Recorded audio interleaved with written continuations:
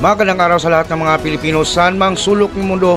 Ito ang Kabirada Lance Channel at kung mapadpad ka dito sa ating channel, paki-like ka agad. Pagbungad ng video ay paki-like ka agad. Yun lang ang hihilingin natin sa ating mga Kabirada fans, no? Ito ngayon, pag-usapan na natin at ating papanoorin itong utak ng akap na dati nandyan sa Kongreso. Ngayon ay nasa Senado na. At ito'y parang tinitira na rin ni Senator Marcolita. Walang iba kung hindi si Senator Erwin Tulfo. Narito na ang ating balita. Panoorin ninyo mga kabirada.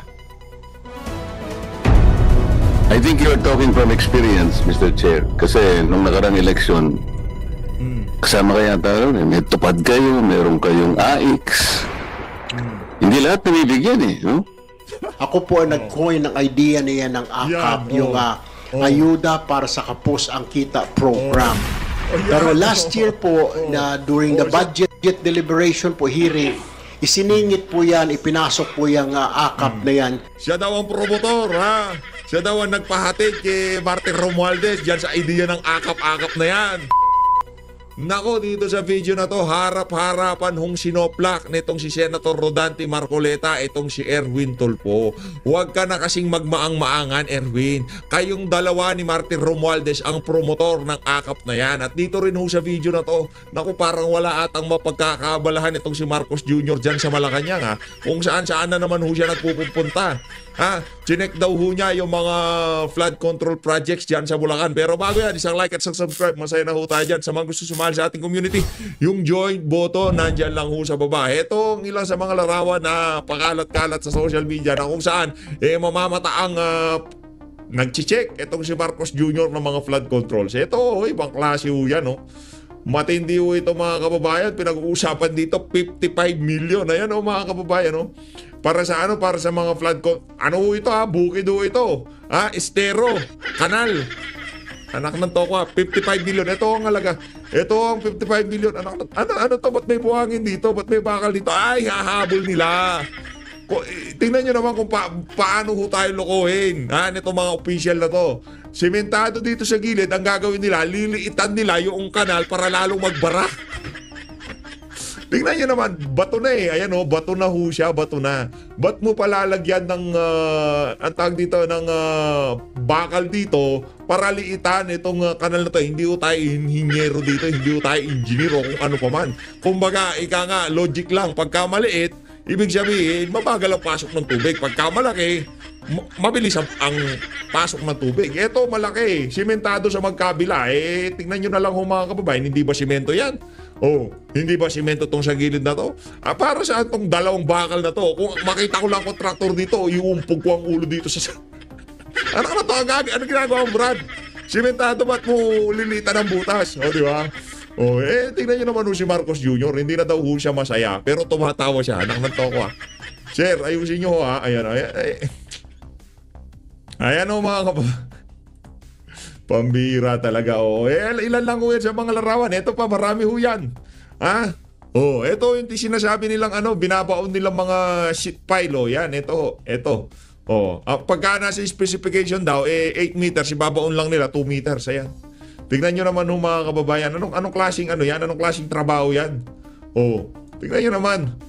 Tingnan nyo naman ho yan mga kababayan, Pero, ano masasabi mo, Brad? Natatawa ka lang, no? Yan ang problema pagka hindi ka marunong maging pangulo. Lolokohin ka lang ng mga taong nakapaligid sa'yo. Hindi ko tayo nagtataka sa lahat ng ahensya ng pamahalaan. Yan ang mukha ng administrasyon ni Marcos Jr. Hindi lang na-emphasize kasi walang bahang dumadalo dyan sa mga ahensya na yan. Pero pumunta tayo sa Department of Finance, Agriculture, Irrigation, kahit saan ang ahensya ng pamahalaan. Diba? Ganyan ho ang mukha ng administrasyon ni Marcos Jr. Ito na-emphasize lang kasi maraming naapektuhan. Pero yung iba nakatago kasi hindi naman infrastructure yung binibuild nila di ba? Binibili nila, for example, services o consultation o kung ano pa man yan. Korupsyon din ho yan mga kababayan. Dito lang sa isa na to, naging nabulgar ang kabalbalan nila kasi merong physical, dapat makapag-produce sila ng physical infrastructure o kung ano pa man. Pero kung wala yan, hindi rin mo mabubulgar yan. Pasipol-sipol lang yung mama na yun. Papalaki ng itlog dyan sa Malacanang. Anak ng tokwa, hindi ka marunong magpangulo. Kaya ang gawin mo, Brad, mag-resign ka na. Simple, ganun lang kadali. Mag-resign ka na. Eto mga kababayan. Oh. At dito rin ho pala sa video na to, pag-uusapan ho natin itong nangyaring hearing. Nangyayaring hearing dyan sa APRO, sa House of Representatives, na kung saan tinalakay ho nila yung online gambling. Nandyan ho yung si Altenco. Ito, pagka si Rufus Rodriguez ang nagtanong dyan sa online gambling na yan, medyo papakinggan natin. Pero maliban dyan sa mama na yan, puro kabalbalan lang ho yan mga kababayan. Pero unahin na ho natin ito kay Senator Rodante Marcoleta. Ano ho ba mga punto de vista niya dito? Pakinggan ho natin.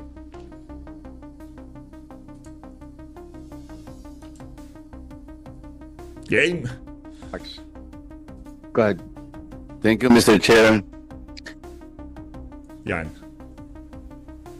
Maganda itong bills na pinipresent.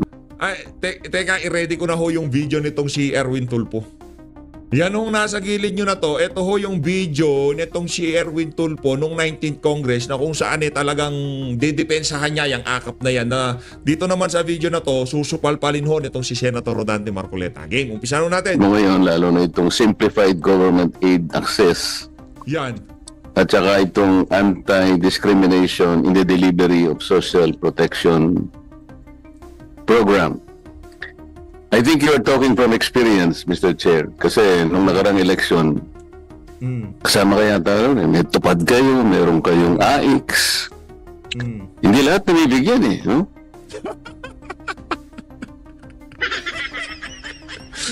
Di ba? Dami nagpupunta, di lahat nabibigyan, di ba? O, yan ho ang akap nitong si Erwin Tulfo. Kaya naman, sa tingin ko, ito isasaayos niya na yung problema ginawa niya. Nung kinuwento ko po yung lahat po ng mga binibigay na ayuda ng ating pamahalaan, magsimula po kayo sa 4Ps. Isama mo yung AIX, MAIT, TUPAD, at saka yung paborito ni Chairman na AKAP. Naku po. 194 billion pesos. Yan.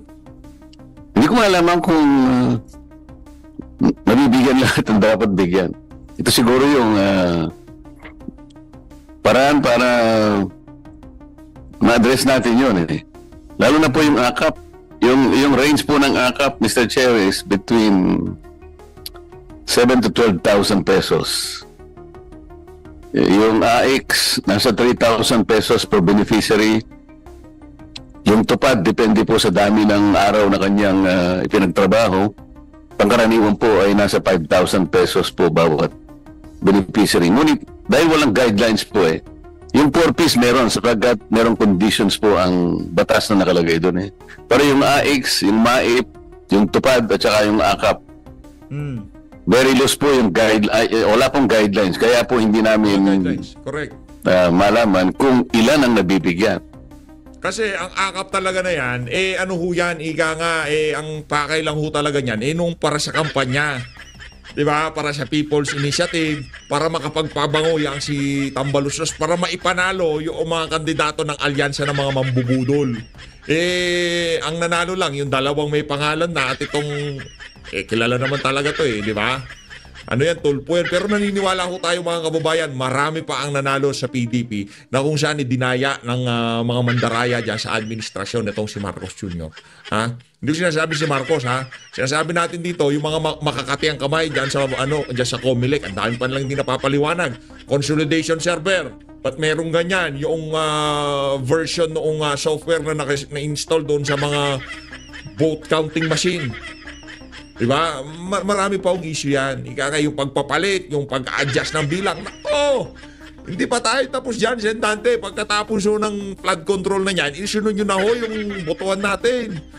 Kasi napiperwisyo tayo pagka nabibili yung boto o namamanipula ang boto nitong mga magnanakaw na to dyan sa Comelec.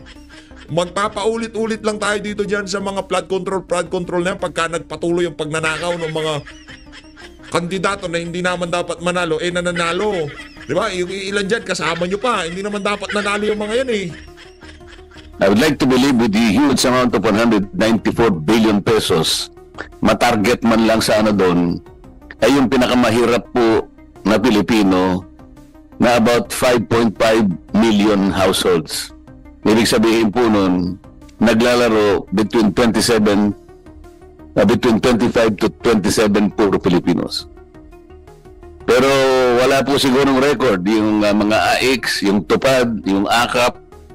Sana po isang araw ay sa pamagitan ng committee ito, mapatawag natin yung nag-administer ng mga ayuda na yun. Ilan po yung nabigyan? Kasi yung lahat po ng mga ayuda na yun ay pantulong po sa pinakamahirap nating mga kababayan. Ang pinakamahirap po is between 25 to 27 million Filipinos. Kung nabigyan po 10% lang noon, sablay po yung programa. Kaya po tama ito na dapat walang discrimination. Yan. Salamat po, Mr. Chair. Thank you. Tapos ang usapan, higa nga, pagka sumalansan itong si Senator Rodante Marcoleta, kahit nakaharap ka pa, hindi magpaparinig yan. Yan ang gusto natin dyan. Walang parinigan. Rektahin mo, Brad. Ito. Dito tayo kay Erwin Tulfo tayo. Ito, Erwin. Pasok. Ladies and gentlemen, good afternoon. We are here, or I'm here, to explain about the AKAP program. Natanong po kasi yata sa Senado, parang tila hindi ho nila alam what is AKAP. To tell you straight up, ako po ang nag-coin ng idea na yon since I was with DSWD before. Kasi napansin ho natin when I was the Secretary of DSWD, lahat po ng ayuda ng DSWD ay nakatuon po sa mga indigent, sa mga poorest of the poor, such as 4Ps, yung pong AICS, Assistance for Individual in Crisis, maging yung medical assistance po ng Department of Health, indigent pa rin ho. Pati yung tupad, indigent pa rin. Ang nakakalimutan po ng gobyerno na meron po tayong klase o grupo ng mga tao na in between. Hindi po sila indigent, hindi rin po sila mayaman. Ito po yung nakakaligtaan ng gobyerno, yung pong mga nagtatrabaho sa mga fast food, mga waiter, security guard. Ito po yung mga 23,000 or less or 25,000 or less ang mga sinisweldo. Wala pong natatanggap na ayuda. Kung inyo po matatandaan, nung nagkaroon po ng pandemic, inuna po yung mga indigent, inuna po yung solo parent, mga senior citizen, pero hindi po nahagip yung mga tao na ito na sinasabing middle class. Pero below middle class po sila eh. Kasi pag middle class, kagaya na ho natin yan, di ba? May mga magaganda sweldo. Sila po ay nasa 25 o 23,000 and below. Yun po yung target ng AKAP. Panahon ko pa po sa DSWD ito na pinipitch ko po sa Executive Department. Kaya nga, nung pumunta ho ako dito, na-pitch ko po ito kay Speaker Romualdez na sabi ko, sir, kung especially last year nung budget deliberation, since sinasabi nga po ang announcement, 500 billion ang sa budget natin mapupunta sa ayuda, pero nakita ko ho na puro nakasentro po sa indigent. Wala po siya, hindi po siya nakasentro, wala po siya para doon sa mga kababayan natin na may mga trabaho, mga rider ng Grab, mga driver ng angkas. Yan ho, sumisweldo ng mga 23,000 or less. Mga CQ, mga waiter, dishwasher. Sila po yung walang ayuda. Yan po yung pinaka-primary purpose ng AKAP. Kaya po, ako po nag-coin ng idea niya ng AKAP, yung ayuda para sa kapos ang kita program. Pero last year po, na during the budget... Siya daw ang promotor, ha? Siya daw ang nagpahatid kay Martin Romualdez dyan sa idea ng AKAP-AKAP na yan. Ayuda sa kapos ang kita. Senator Rodante Marcoleta, alam mo na. Alam mo, at least alam na ni Sendante. Tayo kasi dito, pagka sumalansan tayo, hindi ho yung puro kabalbalan na clickbait eh. Pagka nagsalita si Sendante, papakita natin yung video nitong si baka sabihin, binuloko ko yung mga kababayan natin eh. Binira si Erwin Tulfo. Sinoplak si Erwin Tulfo. Anong dahilan kung bakit sinoplak ni Sendante? Sino nga ba promotor ng AKAP? Pinapalabas ho natin dito mga kababayan. Di ba? Ganun lang ho yan. Yung ano kasi dyan alam nyo naman ng mga kababayan, baka sabihin ng mga kasama natin, ano ba ebidensya na sinupalpal talaga ni Senda? Ayan mga kababayan, siya ho talaga ang utak, promotor, ika nga, mastermind. Siya ho ang mastermind dyan sa AKAP, yung pagmumukha na yan, siya ho ang mastermind ng AKAP na yan. Deliberation po, hearing, isiningit po yan, ipinasok po yung AKAP na yan.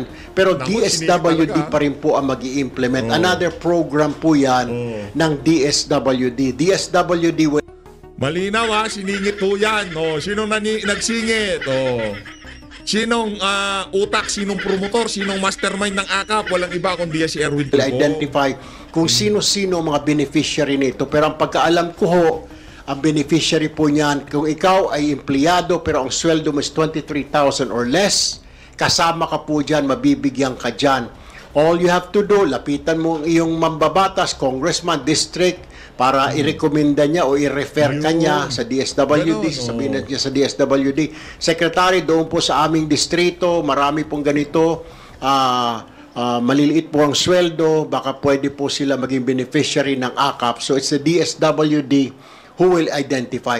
One time po ito, assistance ng gobyerno. Last year po ito, kasi nga po, doon sa tumataas po yung inflation natin para kahit papano to ease up the burden. Ngayon, last year po yun. Ngayon, kung next year, isasama ulit sa budget na ito, then yun ho yung purpose lang ho talaga nitong AKAP. Pero I heard daw na nagagamit po ito sa pang suhol, para sa pirma. Hindi ho ganun yung idea po nitong AKAP na ito, which I was the one who made up this idea para po doon sa mga middle class, below middle class. Hindi po ito pang suhol. Ito po ay pantulong sa kanila para makaagapay sila sa mga matataas na presyo ng bilihin. Para po itong Malinaw ho mga kababayan hindi ho yan pang suhol, ginagamit na pang suhol. Kahit ano pang paliwanag mo Brad, una sa lahat walang maayos na guidelines. Hindi yung mga beneficiary walang matinong criteria kung sino nga ba, lahat ba ng security guard, lahat hindi lahat nabigyan, di ba? Problematic yaang AKAP na yan. Kaya naman ho mga kababayan, tama lang na sinupalpal ka nitong si Senator Rodante Marcoleta dyan sa Senado.